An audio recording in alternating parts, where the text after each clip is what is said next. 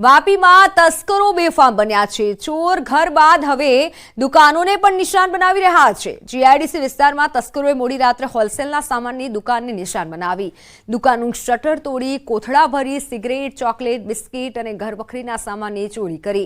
એમાં પણ સિગરેટના જથ્થાની મોટી માત્રામાં ચોરી કરી। ચોરીની આખી ઘટના સીસીટીવીમાં કેદ થઈ ગઈ છે, જેમાં તસ્કરો શટર તોડી દુકાનમાં પ્રવેશતા દેખાય છે અને ખૂણે ખૂણેથી કિંમતી સામાનની ચોરી કરતા દેખાય છે। દુકાન માલિકની ફરિયાદના આધારે પોલીસે ચોરને ઝડપી લેવા માટે તપાસ હાથ ધરી છે।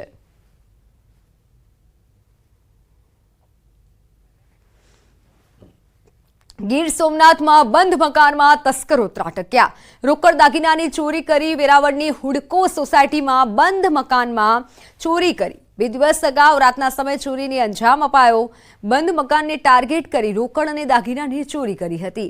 સોના ચાંદીના દાગીના સહિત 15,000 રોકડની ચોરી કરી। મકાન માલિકે પોલીસને જાણ કર્યા છતાં પણ કાર્યવાહી ન થયાનો દાવો છે। પોલીસે કાર્યવાહી ન કર્યાનો મકાન માલિકે આક્ષેપ કર્યો છે। બંને દ્રશ્યો આપને બતાવી રહ્યા છે। એક તરફ વાપીમાં જ્યાં તસ્કરો બેફામ બન્યા છે, દુકાનમાં ચોરી કરી છે, બીજી તરફ ઘરમાં ચોરી થઈ છે અને ગીર સોમનાથની આ ઘટના કે જ્યાં ચોરોએ ઘરને સાફ કર્યું છે અને ઘરમાં ચોરી કરી છે। બંધ મકાનમાં તસ્કરો ત્રાટક્યા હતા।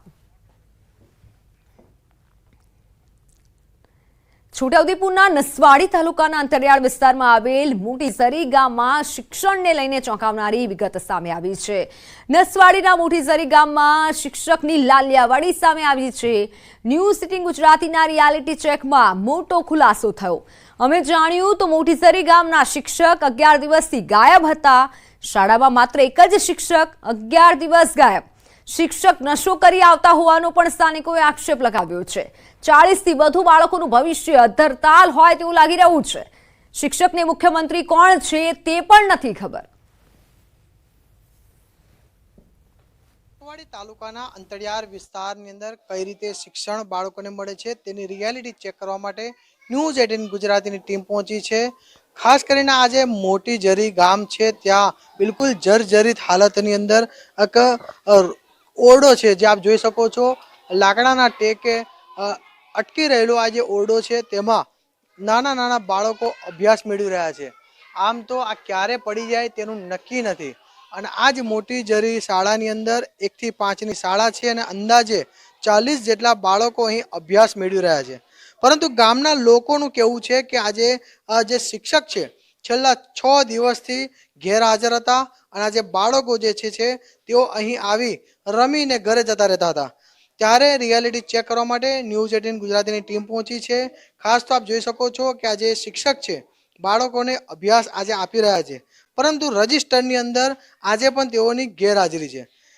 જ્યારે શિક્ષકની સાથે વાત કરવા ગયા તે સમયે શિક્ષકે એવું કહ્યું કે અમે કપાત રજા મૂકીને ગયો હતો અને 11 દિવસ સુધી સતત ગેરહાજર રહ્યા હતા, પરંતુ કોઈ પણ શિક્ષક અહીં આવ્યા નથી। બાળકોને ભણતર મળ્યું નથી।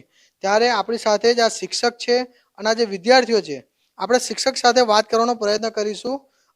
કેમેરામેનને કહીશ કે સામે આવી જાય તો આ જે શિક્ષક છે તેમની સાથે આપણે વાત કરવાનો પ્રયત્ન કરીશું। તો આ જે શિક્ષક છે હાલ તો બાળકોનો અભ્યાસ આપી રહ્યા છે। આપણે શિક્ષક સાથે જ વાત કરીશું। સાહેબ, આપનું નામ શું છે અને આપ કેટલા દિવસથી ગેરહાજર હતા સાહેબ? સ્કૂલને તાળા મારેલા હતા, બાળકોને અહીં અભ્યાસ કરવા માટે આવું હતું, પરંતુ સ્કૂલને તાળા જોઈને બાળકો ઘરે જતા રહેતા તેવું ગામના લોકોનું કેવું છે, શું કહેશો? તમને મેં શું કીધું તો મારે મેં બધું બસ આપલો જ તો પછી હું અહીંયા નહીં આવ્યા છે મેં શું કરું પછી આપલો કે નહીં બધું મેં? સાહેબ, આપણા ગુજરાતના ગૃહમંત્રી કોણ છે સાહેબ? નથી ખબર સાહેબ? સાહેબ, આપણા મુખ્યમંત્રી કોણ છે એના? સાહેબ, મુખ્યમંત્રી પણ નથી ખબર તમને?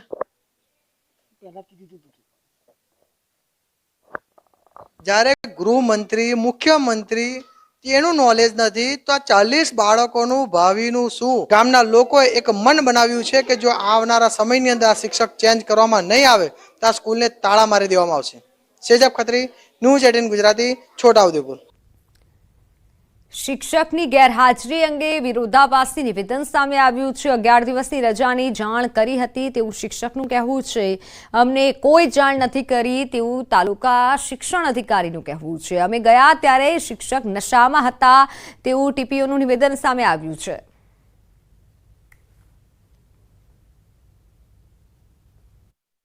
ભાઈ અંબુભાઈ રાઠવા, મોટીજેરી પ્રાથમિક શાળા શિક્ષક, વતન બિલગામ, હાલ નસવાડી રહું છું।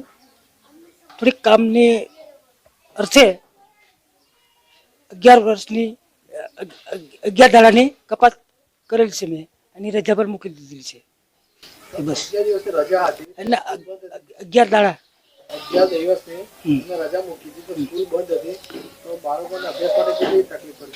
તમે બીજા પાસે આવતેલા બધા બંદોબસ્ત આપેલો ને પાસે એટલે આવતેલા ત્યાં રજિસ્ટરમાં તો રજા કોઈ આવેલું છે નહીં। બીજા આવે પાછા નહીં આવે તો મેં શું કરું પછી? અમને કંઈ એમના મુખ્ય શિક્ષક તરફથી કે એના તરફથી કોઈ જાતનો કોઈ રિપોર્ટ મળેલ ન હતો। શિક્ષણ વિભાગમાં કે એમાં એનો કોઈ એ બાબતનો કોઈ લેટર અમને મળ્યો નથી કે એને કોઈ જાતનો રિપોર્ટ અમને આપેલ નથી। હા, અમે જે વખત ત્યાં ગયા હતા તે વખતે નશાની હાલતમાં હતા અને એ બાબતનો અમે રિપોર્ટ ઉપલી કક્ષાએ કરેલો।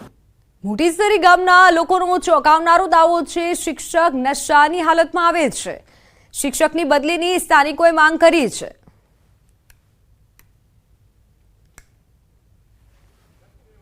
હાલમાં બી શિક્ષક આવેલો છે પણ એ શિક્ષકને હાલમાં અત્યારે એની મજક શક્તિ નથી। એમ દારૂ પીને બધું ખલાસ થઈ ગયેલું છે। બદલી ના કરે તો અમારે સ્કૂલ બંધ કરી દેવાની કાયમ માટે, તાળાબંધી કરી દેશું, બરાબર? મારું બાળક, મારી છોકરી છે 5મા ધોરણમાં ભણે છે। મારી છોકરીને લખતા વાંચતા હજુ બી આવડતું નહીં। હવે મારે 6ઠ્ઠા ધોરણમાં બહાર મૂકવું તો કેવી રીતે અમારે મૂકવું? હા સાહેબ, અમારે છોકરોને કંઈ આવડતું નહીં બરોબર, અને સાહેબ જરી બધા લાખીને જ આવે કહેવાય, ભણાવવા દે લઈને જ આવે, એટલે છોકરાના ગોટા બી નહીં ને કશું એને કંઈ ગોઠણ નહીં કહેવાય માસ્તરને। તો મલ્ટી લેવલ પાર્કિંગ શોભાના ગાંઠિયા સમાન પાર્કિંગના વપરાશ પહેલા જર્જરિત થયું છે। અમદાવાદના પ્રહલાદનગરમાં આવેલું છે આ પાર્કિંગ। ન્યૂઝ સિટી ગુજરાતીના રિયાલિટી ચેકમાં ઘટસ્ફોટ થયો છે। પાર્કિંગની છતમાંથી પાણી પડી રહ્યું છે। 7 મહિના પહેલા જ પાર્કિંગનું લોકાર્પણ થયું હતું। 100 કરોડના ખર્ચે પ્રહલાદનગર મલ્ટી લેવલ પાર્કિંગ તૈયાર થયું હતું। લોકાર્પણના 7 મહિના વીતી ગયા છતાં પણ તેનો ઉપયોગ નથી થતો। અમદાવાદ શહેરમાં એમસી દ્વારા 6 મલ્ટી લેવલ પાર્કિંગ બન્યા છે। વપરાશ પહેલા જ પાર્કિંગ જર્જરિત હાલતમાં જોવા મળી રહ્યું છે। પાલિકાના 100 કરોડ પાર્કિંગ પાછળ ધોવાયા છે। 7 મહિના પહેલા આ પાર્કિંગનું લોકાર્પણ કરવામાં આવ્યું હતું અને હવે આ પાર્કિંગની આવી હાલત છે। મહાનગરપાલિકાના મહાનગરપાલિકા દ્વારા જે ખર્ચ કરવામાં આવ્યો હતો તે પાણીમાં ગયો છે।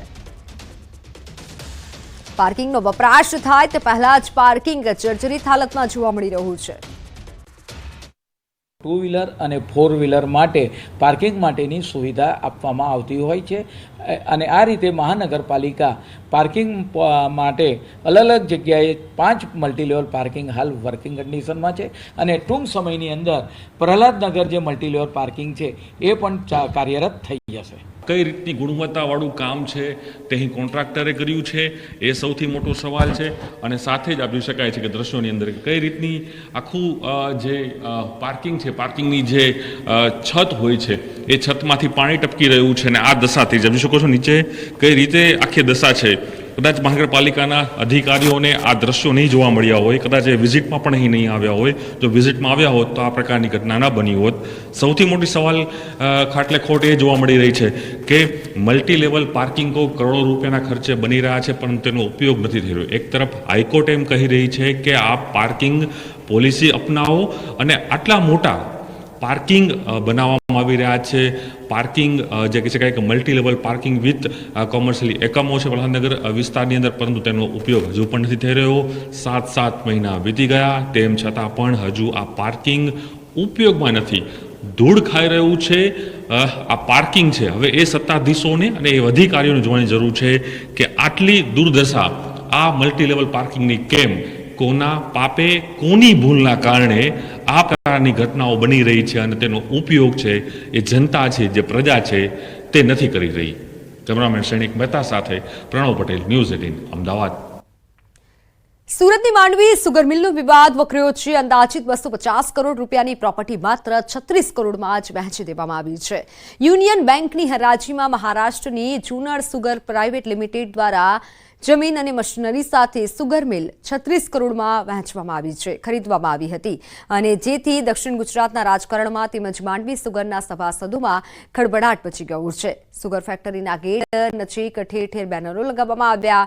મિલ જ્યારે બંધ થઈ ત્યારે 27 કરોડ રૂપિયા ખેડૂતોના અને મજૂરોના તેમજ 5 કરોડ રૂપિયા ટ્રાન્સપોર્ટરોના પણ બાકી હતા, જેઓ સરકાર દ્વારા આ સુગર મિલને ફરી કાર્યરત કરવાની આશા લઈ અને બેઠા છે.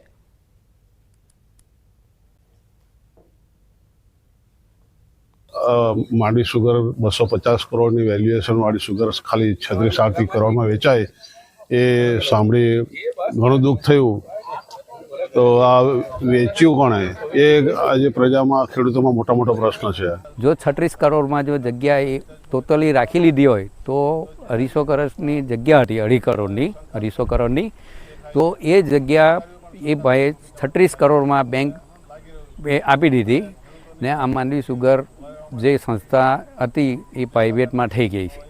હવે અત્યાર પછી અમારે શું કરવું? 2017માં જ્યારે માંડવી સુગર બંધ થઈ ત્યારે ખેડૂતોના શેરડીનું પેમેન્ટ, મજૂરોની મજૂરીની પેમેન્ટ અને ટ્રકવાળાનું ટ્રાન્સપોર્ટનું પેમેન્ટ બાકી હતું, જે આજ દિન સુધી બાકી છે અને એમને મળ્યું નથી. કોંગ્રેસના નેતા મનહર પટેલે કહ્યું કે અખબારમાં કોંગ્રેસ નેતા મનહર પટેલનો જુગર મિલના આમંત્રિત ડિરેક્ટર તરીકેનો લોક છપાયો હતો અને જે બાદ તેણે સ્પષ્ટતા કરી કે જે આક્ષેપો લાગી રહ્યા છે તે પાયાવિહોણા છે. પેપરમાં એવું વાંચવા બન્યું કે મને ડિરેક્ટર બનાવ્યો છે ને, પણ એવું કંઈ નથી. સત્યથી વેગળી વાત છે. કોંગ્રેસે જે સ્ટેન્ડ લીધું છે તે પ્રમાણે હું ખેડૂતોની સાથે છું અને ટ્રાઇબલમાં આદિવાસીઓની સાથે છું. વડોદરાના સાવલીમાં વીજ કંપનીની ઘોર બેદરકારી સામે આવી છે. વીજ તાર પડતા 60 વર્ષના વૃદ્ધાનું મોત નીપજ્યું છે. પોઈચા ચોકડી પાસે આવેલી વસાહતમાં સવારે વૃદ્ધા પાણી ભરવા માટે ઘરની બહાર ઊભા હતા ત્યારે દુર્ઘટના ઘટી. અચાનક વીજળીનો તાર તૂટી જતા વૃદ્ધા પર પડતા વીજ શોકના કારણે તેમનું મોત નીપજ્યું. ઘટનાને લઈને સ્થાનિકોમાં વીજ કંપની સામે ભારોભાર રોષ છે. અગાઉ પણ એક પશુનું મોત થયાનો સ્થાનિકોએ આક્ષેપ કર્યો છે. પોલીસને જાણ થતાં ઘટના સ્થળે પોલીસ પહોંચી હતી અને કાયદેસરની કાર્યવાહી હાથ ધરી છે.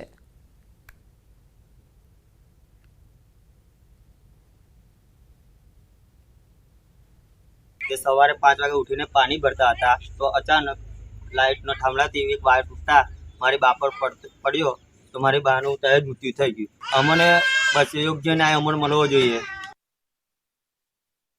બનાસકાંઠામાં આધાર કાર્ડ કઢાવવા ભારે ભીડ જોવા મળી. જનસેવા કેન્દ્રમાં વિદ્યાર્થીઓની ભારે ભીડ જોવા મળી. વિદ્યાર્થીઓને શિષ્યવૃત્તિ માટે આધાર કાર્ડ લિંક કરવાનું હોવાથી ભીડ લાગી. માત્ર 50 જેટલા જ ટોકન આપવામાં આવતા હોવાથી વિદ્યાર્થીઓમાં રોષ છે. માત્ર આધાર કાર્ડ માટે 2 જ મશીનો હોવાથી વિદ્યાર્થીઓ સહિત વાલીઓએ હોબાળો મચાવ્યો.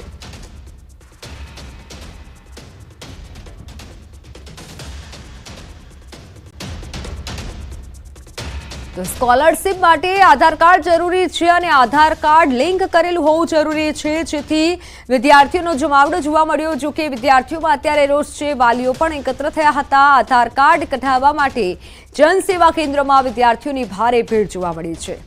ફોનલાઈન પર સંવાદદાતા કિશોર જોડાઈ ચૂક્યા છે. કિશોર, શા કારણે આટલી બધી ભીડ વધી રહી છે? હાલ કોઈ વ્યવસ્થા કરવામાં આવી છે ખરા? ચોક્કસ મિત્તલ, આપણે જણાવી દઉં કે અત્યારે જે શિષ્યવૃત્તિ માટે આધાર કાર્ડ લિંક કરાવવાનું હોવાથી અત્યારે પાલનપુર અને ડીસા ખાતે જે જનસેવા કેન્દ્ર આવેલા છે કે જે આધાર કાર્ડ કઢાવવા નીકળે છે ત્યાં વિદ્યાર્થીઓની ભારે ભીડ જોવા મળી રહી છે. મહત્વનું છે કે પાલનપુર શહેરની અંદર જે જનસેવા કેન્દ્ર છે ત્યાં માત્ર આધાર કાર્ડના 2 જ મશીનો મૂકેલા છે અને 50 જેટલા જ ટોકન આપવામાં આવતા હોવાથી વિદ્યાર્થીઓમાં અત્યારે રોષનો માહોલ જોવા મળી રહ્યો છે. વિદ્યાર્થીઓ તેમજ વાલીઓની માંગ છે કે બનાસકાંઠા જિલ્લામાં જે જગ્યા પર જનસેવા કેન્દ્ર આવેલા છે ત્યાં આધાર કાર્ડની વધુ કીટો મૂકવામાં આવે અને અત્યારે પાલનપુર અને ડીસા જનસેવા કેન્દ્ર ખાતે મોટી સંખ્યામાં વાલીઓ સાથે વિદ્યાર્થીઓ ઉમટી પડ્યા છે અને વાલીઓએ હોબાળો પણ મચાવ્યો હતો. જી બિલકુલ કિશોર, આભાર માહિતી બદલ.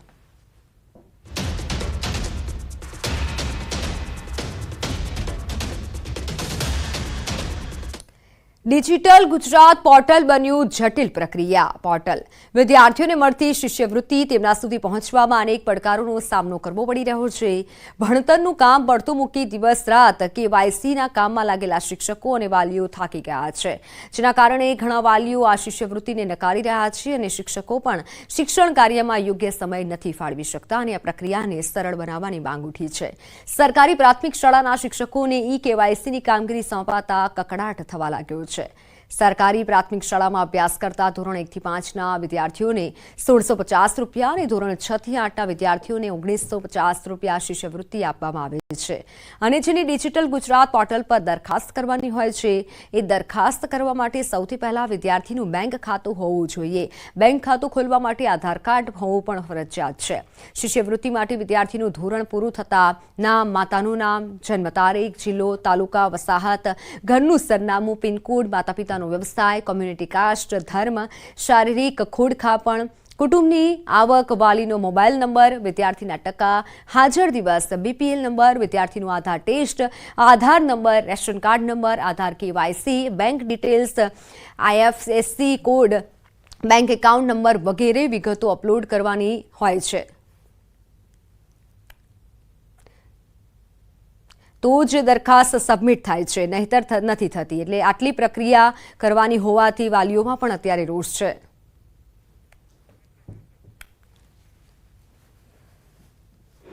સૌપ્રથમ તો એમનું બેંકમાં એકાઉન્ટ હોવું ખૂબ જરૂરી છે. તો બેંકનું એકાઉન્ટ ખોલવા માટે જ્યારે બેંકમાં જઈએ છીએ ત્યારે બેંક નો ફ્રીલ એટલે કે ઝીરો બેલેન્સથી ખાતું ખોલવા તૈયાર નથી અને એના માટે 1000 થી 5000 સુધીની ડિપોઝિટ છે એ બેંક ખાતામાં રાખવી પડે છે અને બેંકનું એકાઉન્ટ ખોલવા માટે પણ આધાર કાર્ડ ખૂબ જરૂરી છે. તો પહેલું પગથિયું છે એ આધાર કાર્ડ કઢાવવા માટેનું. તો જ્યારે આધાર કાર્ડ કઢાવવા માટે આપણે જે તે સેન્ટરો આધાર કાર્ડના છે ત્યાં જઈએ છીએ ત્યારે ત્યાં ખૂબ ગર્દી જોવા મળે છે અને ગર્દી સિવાય જ્યારે વારો આવે છે ત્યારે ઘણી વખત સર્વરના પ્રોબ્લેમો ત્યાં જોવા મળે છે. દાખલા તરીકે એક બાળકનું KYC નથી તો એમાં આપણે પહેલાં લોગિન કરવા માટે 2 એપ છે એ ડાઉનલોડ કરવી પડે છે, PDS પ્લસ અને આધાર કેપ્ચર, ફોટો કેપ્ચર. એ 2 જે તે શિક્ષક અને પ્રિન્સિપાલના મોબાઈલમાં 2 એપ્લિકેશન ડાઉનલોડ કરવાની. હવે જ્યારે લોગિન થઈએ છીએ ત્યારે OTP આવે છે. એ OTP દાખલ કરીએ એટલે એ એપ્લિકેશન રન થાય છે. હવે એ એપ્લિકેશન રન થયા પછી એમાં અનેક એરર આવે છે. ગઈકાલે આખો દિવસ એ એપ્લિકેશન ચાલતી જ નહોતી, સાંજે થોડી વાર માટે ચાલેલી હતી. અત્યારે ચાલુ કર્યું તો અત્યારે એ એપ્લિકેશનમાં જે તે વિદ્યાર્થીના જે બાકી હતા એના રેશન કાર્ડ નંબર નાખ્યા તો OTP જનરેટ થયો નહીં. આધાર કાર્ડ, રેશન કાર્ડ એ બધું અપડેટ કરવું તો નથી થતું, ધક્કા ખાય. બરાબર. તો આ શિષ્યવૃત્તિ અમારે માણસ ધક્કા ખાઈને કન્ટેન્ટ નથી જોતી આવી લેવી. વળી KYC ન હોય તો દરખાસ્ત નથી થતી.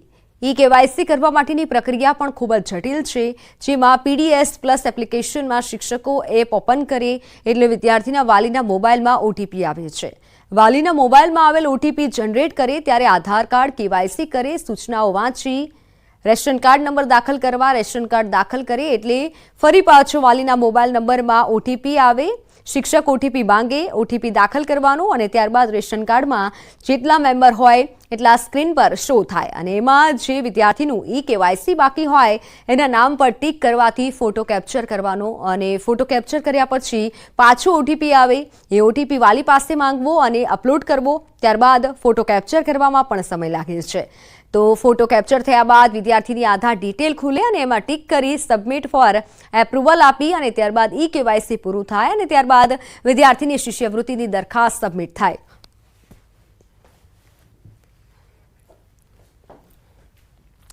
તો હાલ સમાચારોમાં સમય થયો છે વિરામનો.